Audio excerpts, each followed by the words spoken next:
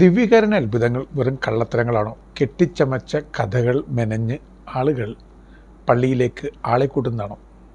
സന്ദേഹവാദികൾ എന്നും ചോദിച്ചിരുന്ന ചോദ്യങ്ങളാണ്.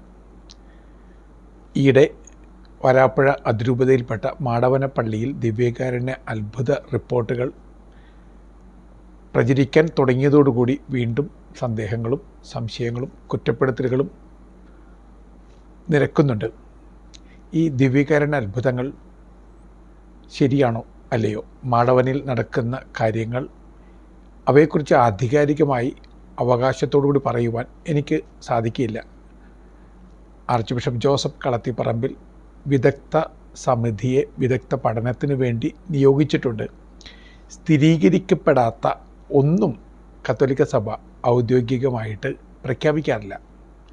അപ്പോൾ വിദഗ്ധ പഠനം നടത്തപ്പെട്ട് ഔദ്യോഗികമായി സ്ഥിരീകരിക്കപ്പെടുന്നതുവരെ വാചാലമായി ഒന്നിനെക്കുറിച്ച് പറയുവാൻ എനിക്കോ ആർക്കോ അധികാരമോ അവകാശമോ ഇല്ല. പക്ഷേ ദിവ്യകാരുണ്യ അത്ഭുതങ്ങൾ ചരിത്രത്തിൻ്റെ പല കാലങ്ങളിൽ പലയിടങ്ങളിൽ നടന്നിട്ടുണ്ട് എന്ന് മാത്രം ഞാൻ പറയട്ടെ. നമുക്ക് ഹൃദയം കൊണ്ട് കാലങ്ങൾക്ക് പിന്നിലെ ഒരു കാലത്തിലേക്ക് സഞ്ചരിക്കാം. കാലം 1273. ഇറ്റലിയിൽ സെയിൻറ്റ് നിക്കോളാവോസ് ദേവാലയത്തിൽ കുർബാന അർപ്പിക്കുന്ന മഹാപണ്ഡിതനായ വിശുദ്ധ തോമസ് അക്വിനസ്. വിശുദ്ധ തോമസ് അക്വിനസിനെ കുറിച്ച് കേട്ടിട്ടില്ലാത്തവർക്കായിട്ട് അദ്ദേഹം സഭയിലെ ഏറ്റവും വലിയ പണ്ഡിതന്മാരിൽ ഒരാളായിട്ട് അറിയപ്പെടുന്നു. The doctor of the church എന്ന സഭ അദ്ദേഹത്തെ വിളിക്കുന്നു.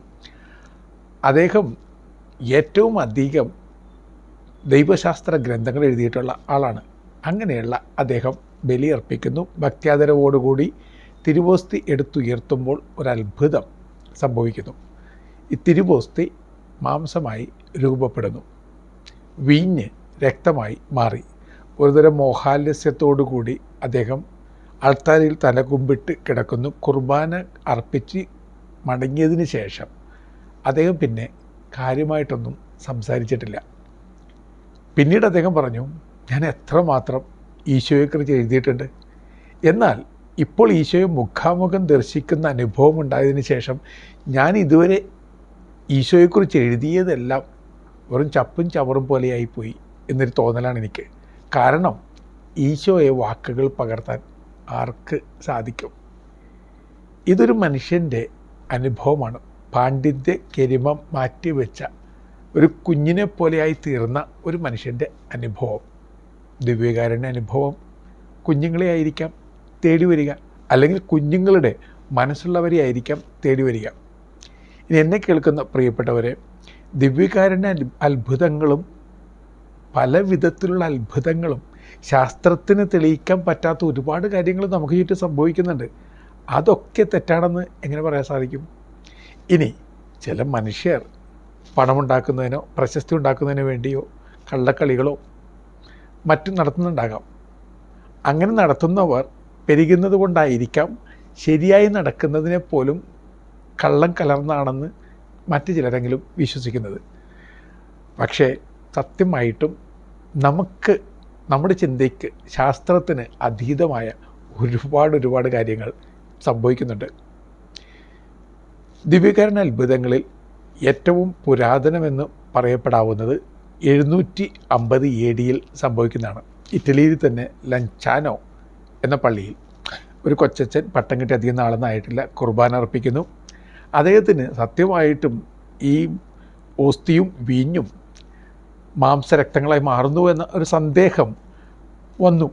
സന്ദേഹം അദ്ദേഹത്തിനുള്ളിലേക്ക് ഇരുട്ടുപോലെ പടരുന്ന നേരത്ത് അത്ഭുതം സംഭവിക്കുന്നു. അദ്ദേഹത്തിൻ്റെ കയ്യിലെ തിരുവോസ്തി മാംസമായി മാറുന്നു, വീഞ്ഞ് രക്തമായി രൂപാന്തരപ്പെടുന്നു. ഇനി ഞാൻ കെട്ടുകഥകൾക്ക് പിന്നാലെ കെട്ടുകഥകൾ പറയുകയാണ് എന്ന് ആരെങ്കിലും ധരിക്കുന്നുണ്ടെങ്കിൽ നിങ്ങൾ ഇൻ്റർനെറ്റിൻ്റെ വിശാല ലോകത്തിലേക്കൊന്ന് പ്രവേശിക്കുക. 1970, അതായത് 1200 വർഷങ്ങൾക്ക് ശേഷം ഈ മാംസമായി തീർന്ന രക്തമായി തീർന്ന ഭാഗങ്ങൾ പരിശോധനയ്ക്കെടുക്കുന്നു. ലഞ്ചാനോ ആർച്ച് ബിഷപ്പ് പ്രത്യേക ഒരു കമ്മിറ്റിയെ നിയോഗിക്കുന്നു. ഡോക്ടർ എഡ്വേർഡ് ലിനോയ് എന്ന് പറയുന്ന ആളുടെ നേതൃത്വത്തിലുള്ള പഠന സംഘമാണ് ഈ പഠനം നടത്തുക. ഡോക്ടർ എഡ്വേർഡ് ലിനോലി അരേസ ഹോസ്പിറ്റലിൻ്റെ ഡയറക്ടറായിരുന്നു. അദ്ദേഹം anatomy, histology, chemistry, clinical microscopy എന്നിവയുടെ പ്രൊഫസറാണ്. അദ്ദേഹത്തിൻ്റെ റിപ്പോർട്ട് സമർപ്പിക്കപ്പെട്ടത് 1971 മാർച്ച് 4 തീയതിയാണ്. ഇനി ഈ റിപ്പോർട്ടിലേക്ക് നിങ്ങളൊന്ന് കടന്നു വരിക. വളരെ രസകരമായിട്ട് തോന്നും. ഞാൻ നേരത്തെ പറഞ്ഞതുപോലെ ശാസ്ത്രത്തിന് അതീതമായി തോന്നുന്ന കുറേ കാര്യങ്ങളാണിത്. Blood type AB with the same protein distribution as found in normal fresh blood. The host is human muscular stricted tissue of the microcardium left ventricle. അതായത് ഹൃദയ ധമനികളുടെ ലെഫ്റ്റ് വെൻട്രിക്കിൾ, ആ ഭാഗത്തെക്കുറിച്ചാണ് ഇവിടെ പറയുന്നത്. Arteries, veins, branches, Vegas nerve and adipose tissues, ഇതെല്ലാം identify ചെയ്യുന്നുണ്ട്. ഇനി ഫ്ലഷും fresh ആയി തന്നെ കാണപ്പെട്ടു. ലിവിങ് ടിഷ്യൂ എന്നാണ് ഇതിനെക്കുറിച്ച് ഈ റിപ്പോർട്ടിൽ പറയുക. Histological test revealed no signs of preservation techniques of any kind. അതുപോലെ തന്നെ ബ്ലഡിനെ കുറിച്ച് എഴുതിയിരിക്കുന്നത് it is flush because it responded rapidly to all the clinical reactions distinctive of living beings. പ്രിയപ്പെട്ടവരെ, ഇത് ഒരു വിദഗ്ധ സമിതി നടത്തിയ റിപ്പോർട്ടിൻ്റെ ചിത്രമാണ്. ഇതുപോലെ ലോകത്ത് പലയിടത്തും അത്ഭുതങ്ങൾ സംഭവിച്ചിട്ടുണ്ട്. അവയെല്ലാം സയൻറ്റിഫിക് സ്റ്റഡീസിലൂടെ സ്ഥിരീകരിക്കപ്പെട്ടിട്ടുണ്ട്. ഇനി ഇവയൊക്കെ കെട്ടുകഥകളെന്ന് എങ്ങനെ പറയുവാൻ സാധിക്കും? ആലോചിച്ച് നോക്കുക. ഏലിയ പ്രവാചകൻ മാലാഖമാരുടെ അപ്പം ഭക്ഷിച്ചതിന് ശേഷം പിന്നെ അദ്ദേഹം 40 രാവും 40 പകലും യാത്ര ചെയ്തു. അദ്ദേഹത്തിന് ക്ഷീണം തോന്നിയില്ല, വിശപ്പ് തോന്നിയില്ല, ദാഹം തോന്നിയില്ല. വിശുദ്ധ ഗ്രന്ഥം അങ്ങനെ രേഖപ്പെടുത്തുന്നുണ്ട്. ഈ മാലാഖമാരുടെ അപ്പം ഭക്ഷിച്ചിട്ട് മറ്റൊന്നും ഭക്ഷിക്കാതെ ജീവിച്ച ആളുകൾ നമ്മുടെ ഇടയിലുണ്ട്. അതിൽ ഒരാളാണ് തെരേസ നൗമാൻ എന്ന കർമ്മലിത്ത കന്യാസ്ത്രീ, ജർമ്മൻകാരിയാണ്. 1925 കൊച്ചുത്രേസ്യ പുണ്യവതി വിശുദ്ധയായി നാമകരണം ചെയ്യപ്പെടുന്ന അതേ ദിനം വിശുദ്ധ ഇവർക്ക് പ്രത്യക്ഷപ്പെട്ടു. അന്നു മുതൽ പിന്നെ അത്ഭുതങ്ങളുടെ പരമ്പരയാണ്. 1962 ഈ കന്യാസ്ത്രീ മരിക്കുന്നതുവരെ നിരന്തരമായ ദർശനങ്ങൾ അവർക്ക് ലഭിച്ചു. അവർ ക്രിസ്തുവിനെ മുഖാമുഖം കാണുന്നുവെന്ന് അവർ പല പ്രാവശ്യം പറഞ്ഞു. ഇനി അവർ പറയുന്നത് കേട്ട് അവർക്ക് ദർശനമുണ്ടായത് നമുക്ക് സ്ഥിരീകരിക്കാൻ പറ്റുകയില്ലല്ലോ. അവരുടെ ശരീരത്തിൽ മൊത്തം മാറ്റങ്ങളുണ്ടായി. ഈ 1925 മുതൽ 62 വരെ ഇവർ പരിശുദ്ധ കുർബാനയല്ലാതെ മറ്റൊന്നും ഭക്ഷിച്ചിട്ടില്ല. എന്നാൽ അവരുടെ ശരീരത്തിൽ നിന്നും യാതൊരു വിധത്തിലുള്ള ക്ഷീണത്തിൻ്റെയോ ആസ്വാസ്ഥ്യത്തിൻ്റെ ഭാവങ്ങൾ കണ്ടെത്താനാവില്ല. അവർ വളരെ ഫ്രഷായി ഹാപ്പിയായി കാണപ്പെട്ടു. ഇനി അവരുടെ ശരീരത്തിൽ ബയോളജിക്കലായ പ്രോസസ്സ് എല്ലാം നിലച്ചു. ഇനി അവരുടെ ശരീരത്തിന് ചുറ്റും ഒരു അഭൗമികമായ സൗരഭം പടരാൻ തുടങ്ങി. പതുക്കെ അവർക്ക് സ്റ്റിഗ്മാറ്റ ലഭിക്കുന്നു, പഞ്ചക്ഷതങ്ങൾ. ഈ പഞ്ചക്ഷതങ്ങൾ ഒരു കാശുരൂപം വട്ടത്തിലായിരുന്നു. അതിൽ സയൻറ്റിസ്റ്റുകളുടെ ഒരു സംഘം കുറേ കെമിക്കൽസൊക്കെ ചേർത്ത് കെട്ടിവെച്ച് അത് എന്തെങ്കിലും രൂപം മാറ്റം സംഭവിക്കുമോ എന്നറിയുവാൻ വേണ്ടി ഒബ്സർവ് ചെയ്തു. പക്ഷേ ഈ കെമിക്കൽസൊക്കെ മാറ്റിയപ്പോഴും അതേ വട്ടത്തിൽ പ്രത്യേകിച്ച് പുതിയ വ്രണങ്ങളൊന്നും രൂപപ്പെടാതെ അങ്ങനെ നിലകൊണ്ടു. ദുർഗന്ധമൊന്നും വരുന്നില്ല, മറിച്ച് ഒരുതരം സുഗന്ധം. ഇനി വെള്ളിയാഴ്ചകൾ അവർ ഒരു സമാധിയിലേക്ക് വീഴും. അതിനുശേഷം അവർ പിന്നെ സംസാരിക്കുക ശുദ്ധ അറമായിക്ക് ഭാഷയാണ്. ക്രിസ്തു സംസാരിച്ച ഭാഷയാണ് അറമായിക്ക്. അപ്പോൾ മനഃശാസ്ത്രം ഒരുപക്ഷെ പറയും നിങ്ങളുടെ ഉപബോധ മനസ്സിൽ കെട്ടിക്കിടക്കുന്ന എന്തെങ്കിലുമൊക്കെ നിങ്ങളെ ഭാഷയിലൂടെ നയിക്കാം. ചില ഭാഷകൾ നിങ്ങളുടെ നാവിലൂടെ വരാം. പക്ഷേ ഇപ്പോൾ എക്സിസ്റ്റ് ചെയ്യാത്തൊരു ഭാഷ നിങ്ങളെങ്ങനെ ഉപബോധ മനസ്സിൽ നിന്നും ഓർമ്മയിൽ നിന്നും ചികഞ്ഞെടുക്കും? ഇതിന് ശാസ്ത്രത്തിന് ഉത്തരം നൽകുവാൻ സാധിക്കില്ല. ചില കാര്യങ്ങൾ ബുദ്ധിക്കും ബോധ്യത്തിനും ബോധത്തിനൊക്കെ അപ്പുറത്തേക്ക് പോകാം. അങ്ങനെ ഒരു യാഥാർത്ഥ്യം നമ്മുടെ ഈ ലോകത്തിലുണ്ട് എന്ന് തിരിച്ചറിയേണ്ടി വരും, സമ്മതിക്കേണ്ടിയും വരും. മദർ തെരേസ കുർബാന ചൊല്ലുന്നത് കണ്ടിട്ട് കുർബാന അർപ്പിക്കുവാൻ വേണ്ടി കത്തോലിക്കനായി മാറിയ ഒരാളുണ്ട്, മാൽക്കം മഗ്രിഡ്ജ്.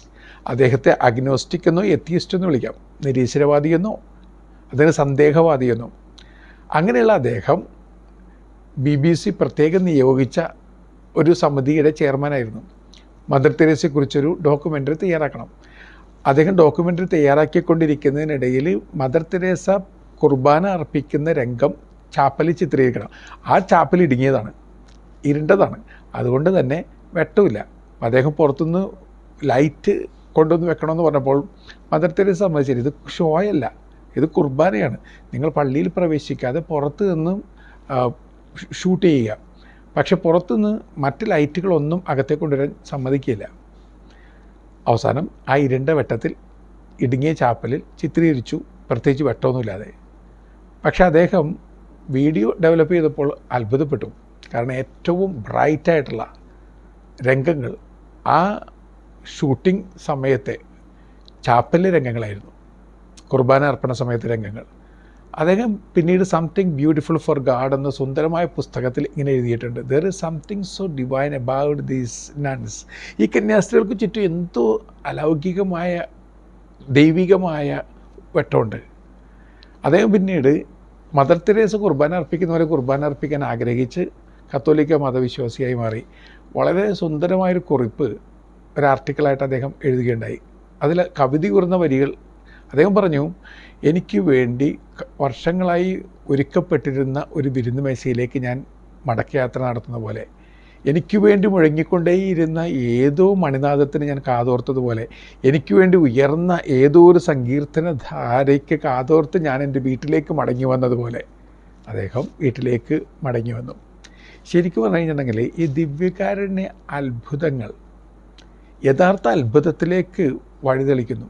അത് എന്നും എല്ലാ പള്ളികളിലും സംഭവിച്ചുകൊണ്ടിരിക്കുന്ന കുർബാന എന്ന അത്ഭുതത്തെക്കുറിച്ചുള്ള ഒരു വചനപ്രഘോഷണം പോലെയാണ് ഈ അടയാളങ്ങൾ. അപ്പോൾ അടയാളങ്ങളെക്കാൾ പ്രധാനപ്പെട്ടത് എന്നും സംഭവിക്കുന്ന അത്ഭുതങ്ങളാണ്. ഈ അത്ഭുതങ്ങളിലേക്കാണ് മിഴി നടേണ്ടത്. ഇനി കുർബാനയിലൊക്കെ പങ്കെടുക്കുന്ന ആളുകൾക്ക് എത്രത്തോളം തീക്ഷ്ണതയും തീവ്രതയും ഉണ്ട് എന്നൊരു ചോദ്യമുണ്ട്. അതായത് എത്രത്തോളം ഭക്തിയുണ്ട്, എത്രത്തോളം ശ്രദ്ധയുണ്ട്, എത്രത്തോളം ശുദ്ധിയുണ്ട്. ഈ പള്ളികളൊക്കെ കോലാഹലങ്ങൾക്കും ഒച്ചപ്പാടിനും ബഹളത്തിനും അതുപോലെ തന്നെ പലതരത്തിലുള്ള വീഡിയോ മേക്കിങ്ങിനും ഫോട്ടോഷൂട്ടിനും മറ്റുമുള്ള സ്ഥലങ്ങളാക്കി മാറ്റുന്നവർ ശ്രദ്ധിക്കുക. അത് പരിശുദ്ധമായൊരിടമാണ്. അവിടെ നമ്മുടെ ഷോകളല്ല നടക്കേണ്ടത്, അവിടെ നടന്നു നിൽക്കേണ്ടത് ഈശോ മാത്രമാണ്. എൻ്റെ ഹൃദയത്തെ ഏറ്റവും തൊട്ട ഒരു ഫസ്റ്റ് മാസ് അനുഭവമുണ്ട്. അതിനെക്കുറിച്ച് ഞാൻ പറഞ്ഞിട്ടുണ്ട്. നമ്മുടെ നാട്ടിലല്ല, ആഫ്രിക്കൻ രാജ്യങ്ങളിലൊന്നിൽ ഒരു കൊച്ചച്ഛൻ പട്ടം കഴിഞ്ഞ് പിറ്റേ ദിവസം ആദ്യ ബലി അർപ്പിക്കുകയാണ്. ചെറിയ കൂര പോലത്തെ ഒരു പള്ളി, അധികം ആളുകളൊന്നുമില്ല, അദ്ദേഹത്തിൻ്റെ ബന്ധുക്കളും ഏതാനും ആളുകൾ മാത്രം. കുർബാന തുടങ്ങി ഹല്ലേലൂയ ഗീതത്തിന് തൊട്ടും മുമ്പ് കപ്പേരി നോട്ട് കൊടുത്ത് വിട്ടു. തൊട്ടടുത്ത പള്ളിയിൽ ബോക്കോ ഹറാം എന്ന തീവ്രവാദി സംഘടനക്കാർ എത്തി എല്ലാവരെയും കൊന്നു കഴിഞ്ഞു. ഇനി അടുത്ത ഊഴം നമ്മുടെ പള്ളിയിലേക്കാണ് അവർ വന്നുകൊണ്ടിരിക്കുക. എന്തു ചെയ്യണം? What to do? അദ്ദേഹം പേടിച്ച് പറഞ്ഞ ആളോട് ചോദിച്ചു, വാട്ട് ടു ഡു, എന്ത് ചെയ്യണം? അപ്പോൾ അദ്ദേഹത്തിൻ്റെ അമ്മ ചാടി എഴുന്നേറ്റു. അവർ പറഞ്ഞു, you are asking us what to do, എന്ത് ചെയ്യണം ഞങ്ങളോട് നിങ്ങൾ ചോദിക്കുകയാണ്. And what is to be done, എന്താ ചെയ്യേണ്ടത്? കണ്ടിന്യൂ വിത്ത് ദ മാസ്, കുർബാന തുടരുക. Whether we live or die, we live or die for Christ. നമ്മൾ ജീവിച്ചാലും മരിച്ചാലും കർത്താവിനുള്ളത്, അതുകൊണ്ട് കുർബാന തുടരുക. അദ്ദേഹം പറയുന്നു, എൻ്റെ ആദ്യത്തെ ബലി, ഒരുപക്ഷെ അവസാന ബലിയായി മാറേണ്ട ബലി, എൻ്റെ ഏക ബലി പോലെ ഞാൻ അർപ്പിച്ചു. ഞാൻ ആ കുർബാനയ്ക്കിടയിൽ പുതിയൊരു ആളായി ജനിച്ചു. ശരിക്കും പറഞ്ഞു കഴിഞ്ഞാൽ കുർബാനയിൽ മറ്റൊരു അത്ഭുതം കൂടി സംഭവിക്കണം. നമ്മൾ ക്രിസ്തുവിൽ പുതിയ വ്യക്തികളായിട്ട് ജനിക്കണം. അതൊരു അത്ഭുതമാണ്. സ്നേഹത്താൽ ജ്വലിക്കുന്ന ഹൃദയമുള്ള വ്യക്തികളായിട്ട് ജനിച്ചു വീഴണം. അങ്ങനെ ജനിച്ചു വീഴാൻ നമുക്കൊക്കെ സാധിക്കട്ടെ. ഇതൊരു പ്രാർത്ഥനയാണ്, ഇതൊരു ആശംസയാണ്. നല്ല യാത്ര നേരുന്നു.